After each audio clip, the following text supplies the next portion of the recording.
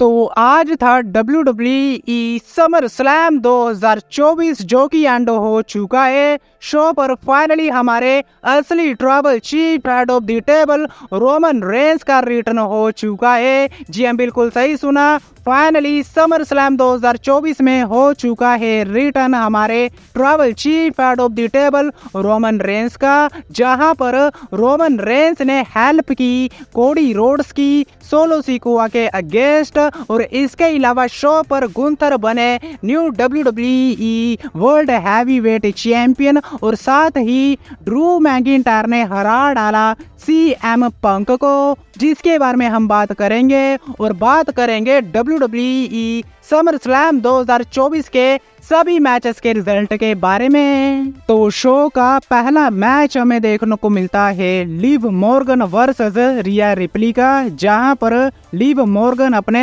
World title को defend कर रही थी अगेंस्ट रिया रिप्ली। बात करें इस मैच के बारे में तो मैच की शुरुआत में हमें पकड़ा पकड़ी देखने को मिलती है दोनों ही सुपरस्टारों के बीच, लेकिन इसके बाद हमें पूरी तरह से कंट्रोल देखने को मिलता है रिया रिप्ली का इस मैच में। लेकिन इसके बाद रिया रिप्ली का जो शोल्डर होता है वो इंजर्ड हो जाता है, जिसके बाद लिव मॉर्गन को एक तरह से मौका मिल जाता है इस मैच में कम बैक करने का, जिसके बाद वो स्टील चेयर लेकर आ जाती हैं। लेकिन इसके बावजूद भी उस स्टील चेयर के साथ वो अटैक नहीं करती हैं, लेकिन रिया रिप्ली उसी स्टील चेयर के साथ अटैक करने की ट्राई करती हैं लिव मॉर्गन के ऊपर, लेकिन डोमिनिक मिस्टीरियो रिया रिप्ली को रोक देते हैं, जिसके बाद लिव मॉर्गन इसका फायदा उठाती हैं और वो अपना फिनिशर लगा देती हैं रिया रिप्ली के ऊपर, यानी कि स्टील चेयर के ऊपर ही अपना फिनिशर लगा देती हैं लिव मॉर्गन रिया रिप्ली के ऊपर, जिसके बाद बड़ी आसानी से पिन करके इस मैच में विक्ट्री हासिल कर लेती हैं लिव मॉर्गन, और वो अपनी चैंपियनशिप को रिटेन कर लेती हैं। लेकिन इसके बाद हमें बहुत ही शॉकिंग मूवमेंट देखने को मिलता है, क्योंकि डोमिनिक मिस्टीरियो ने जानबूझ के रेफरी को डिस्ट्रैक्ट किया था, जिसके बाद डोमिनिक मिस्टीरियो का हमें हील टर्न देखने को मिलता है रिया रिप्ली के ऊपर, और वो लिव मॉर्गन के पास जाते हैं, जिसके बाद हमें चुम्मा चाटी देखने को मिलती है लिव मॉर्गन और डोमिनिक मिस्टीरियो के बीच, और रिया रिप्ली देखकर बहुत ही ज्यादा गुस्से में होती हैं, लेकिन वो कुछ कर नहीं पाई, और बहुत ही ज्यादा अच्छे तरीके से लिव मॉर्गन ने अपनी इस विक्ट्री को सेलिब्रेट किया डोमिनिक मिस्टीरियो के साथ, और लिव मॉर्गन ने हरा दिया है रिया रिप्ली को समर स्लैम 2024 में। इसके बाद हमें Sami Zayn versus Bron Breakker का मैच देखने को मिलता है, जहां पर सैमी ज़ेन अपनी इंटरकॉन्टिनेंटल चैंपियनशिप को डिफेंड कर रहे थे अगेंस्ट ब्रॉन ब्रेकर। बात करें इस मैच के बारे में तो ये मैच ज्यादा लंबा नहीं चला। मैच की शुरुआत में ही हमें दोनों की तरफ से अपने अपने फिनिशर देखने को मिलते हैं। ब्रॉन ब्रेकर स्पीयर मारते हैं, Sami Zayn rolling thunder bomb मारते हैं, हलुआ किक लगाते हैं, लेकिन लगातार किक आउट हमें देखने को मिलता है। लेकिन इसके बाद हमें बैक टू बैक स्पीयर देखने को मिलती है ब्रॉन ब्रेकर की तरफ से, जिसके बाद पिन करके इस मैच में जो विक्ट्री है वो हो जाती है ब्रॉन ब्रेकर की, यानी कि ब्रॉन ब्रेकर ने हरा दिया सैमी ज़ेन को, और वो बन गए हैं न्यू WWE इंटरकॉन्टिनेंटल चैंपियन, जिसके बाद वो अपनी इस विक्ट्री को सेलिब्रेट भी करते हैं। लेकिन इसके बाद हमें Logan Paul versus LA night का मैच देखने को मिलता है, जहां पर लोगन पॉल अपनी यूनाइटेड स्टेट चैंपियनशिप को डिफेंड कर रहे थे against LA night,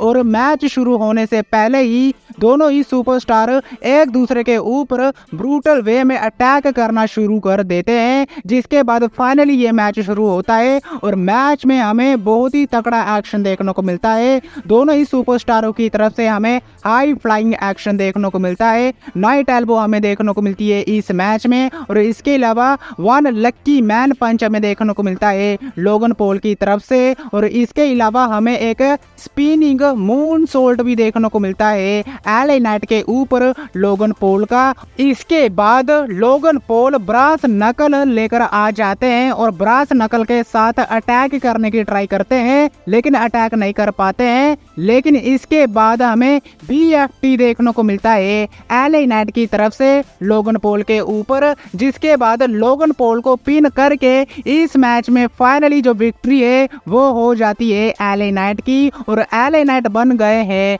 new WWE United state champion Logan Paul को हराकर, और फाइनली एक बहुत ही बड़ी विक्ट्री हासिल कर ली है एलए नाइट ने WWE कंपनी में। जिसके बाद वो अपनी इस विक्ट्री को सेलिब्रेट करते हैं रिंग के बीचों बीच।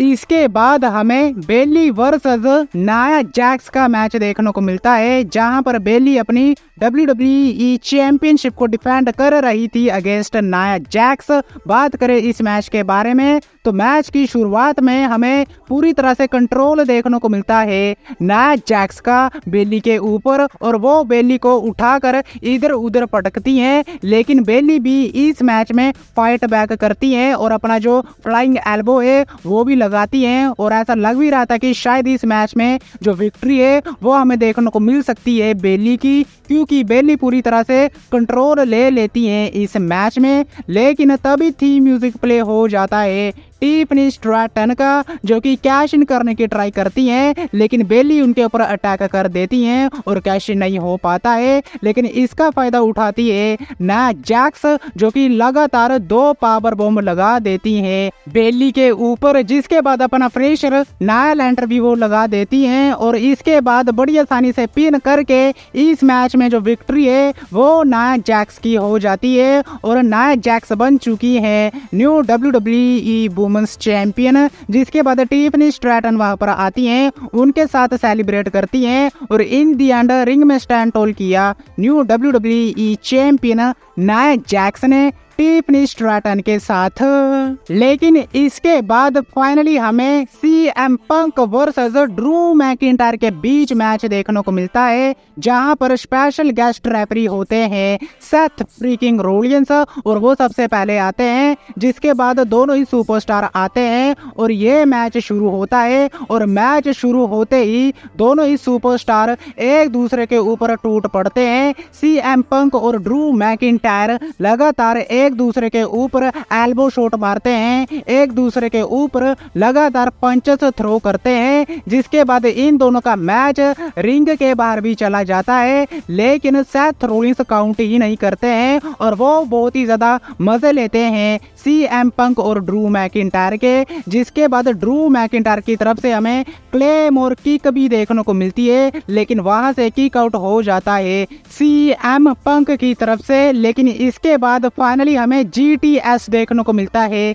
CM पंक की तरफ से ड्रू मैकिंटायर के ऊपर, लेकिन वहां से भी किक आउट हमें देखने को मिलता है ड्रू मैकिंटायर की तरफ से। लेकिन इसके बाद ड्रू मैकिंटायर स्टील चेयर लेकर आ जाते हैं, और वो सेथ रोलिंस से परमिशन मांगते हैं कि मुझे ये करने दो, और वो स्टील चेयर से मारने की ट्राई करते हैं। लेकिन सेथ रोलिंस ड्रू मैकिंटायर को रोक देते हैं, जिसके बाद धक्का मुक्की शुरू हो जाती है ड्रू मैकिंटायर और सेथ रोलिंस के बीच। लेकिन इसके बाद ड्रू मैकिंटायर ब्रेसलेट निकाल लेते हैं CM पंक का, जिसके बाद CM पंक को बहुत ही ज्यादा गुस्सा आ जाता है, लेकिन वो ब्रेसलेट सेथ रोलिंस अपने पास रख लेते हैं। और ये CM पंक को बिल्कुल भी अच्छा नहीं लगता है कि उनका ब्रेसलेट अब सेथ रोलिंस के पास है। जिसके बाद सेथ रोलिंस के साथ ही धक्का मुक्की हो जाती है CM पंक की, और CM पंक अटैक कर देते हैं सेथ रोलिंस के ऊपर, और सेथ रोलिंस के ऊपर CM पंक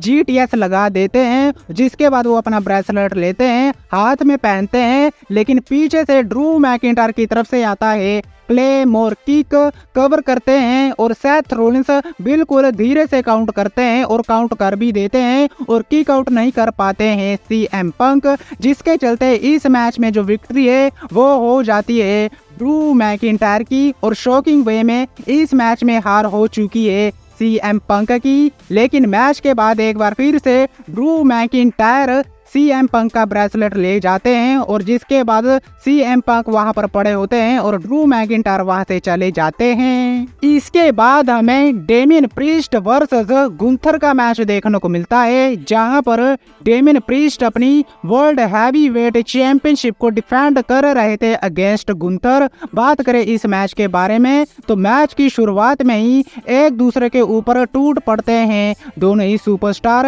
एल्बो शॉट्स मारते हैं एक दूसरे के ऊपर, दोनों ही सुपरस्टार, और इसके अलावा लगातार एक दूसरे के ऊपर चॉप्स भी मारते हैं डेमियन प्रीस्ट और गुंथर। लेकिन पहली बार गुंथर के चॉप्स फीके पड़ गए किसी भी सुपरस्टार के सामने, क्योंकि डेमियन प्रीस्ट ने गुंथर के ऊपर चॉप्स मार मार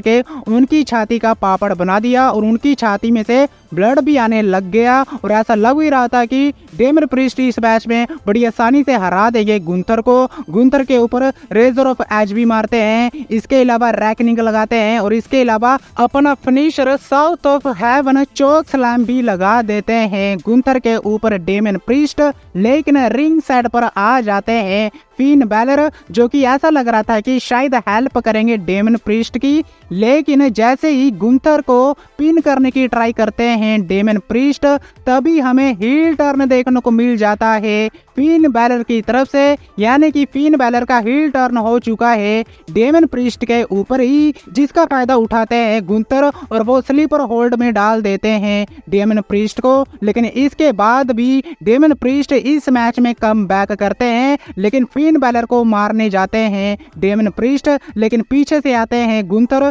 जो कि सबसे पहले लगाते हैं पावर बॉम्ब और इसके बाद स्लीपर होल्ड में डाल देते हैं और इस बार स्लीपर होल्ड से बाहर नहीं आ पाते हैं डेमियन प्रीस्ट और डेमियन प्रीस्ट पास आउट हो जाते हैं, जिसके चलते इस मैच में विक्ट्री हो जाती है गुंथर की। यानी कि गुंथर बन गए हैं new WWE world heavyweight champion Damien priest को हराकर। और कहीं ना कहीं फिन बैलर की वजह से डेमियन प्रीस्ट ने अपनी चैंपियनशिप को हारा, लेकिन गुंथर अपनी इस विक्ट्री को सेलिब्रेट करते हैं क्योंकि वो बन गए हैं new WWE world heavyweight champion WWE company में। लेकिन बात करें शो के मेन इवेंट के बारे में तो यहाँ पर हमें Cody Rhodes versus solo Sikoa के बीच एक ब्लड लाइन रूल्स मैच देखने को मिलता है, जहां पर कोडी रोड्स अपनी अनडिस्प्यूटेड WWE चैंपियनशिप को डिफेंड कर रहे थे अगेंस्ट सोलो सिकोआ।